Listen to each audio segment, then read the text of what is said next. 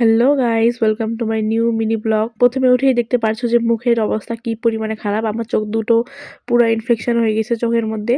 আর আগে বেশি ছিল, আসলে কয়দিন ধরে আমি ব্লগ পোস্ট করতে পারিনি, তার কারণ পাপাকে নার্সিংহোমে ভর্তি করা হয়েছিল। ওর ডায়রিয়ার মতন হয়েছিল আর পুরো সর্দি কাশি হয়েছিল। আর এখনও ও সুস্থ মানে হয়েছে, কিন্তু তাও পর্যন্ত আমাকে ওকে নিউমোনাইজার দিতে লাগে। আর এখানে দেখো একটা ড্রেস অর্ডার করেছিলাম, সেটাই এসেছিল।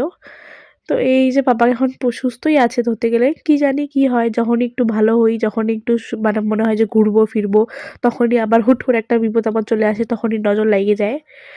আর এই যে দেখো এখানে এখন ঠিক আছে, যখনই একটু মানে হয় না যে তোমরা একটু ঠিক হবা বা কিছু, তখনই ওই ফট করে একটা আর একটা আপদ বিপদ চলে আসে। মানে ঠিক মতন শান্তিই হয় না গাইস জীবনটাতে।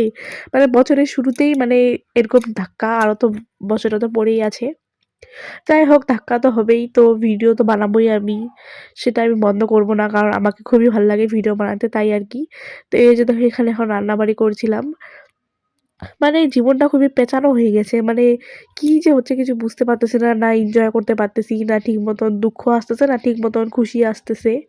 তো মিক্স আছে আর কি। তো যাই হোক, মিক্সের মধ্যেই জীবনটা কাটাতে হবে বুঝি এখন।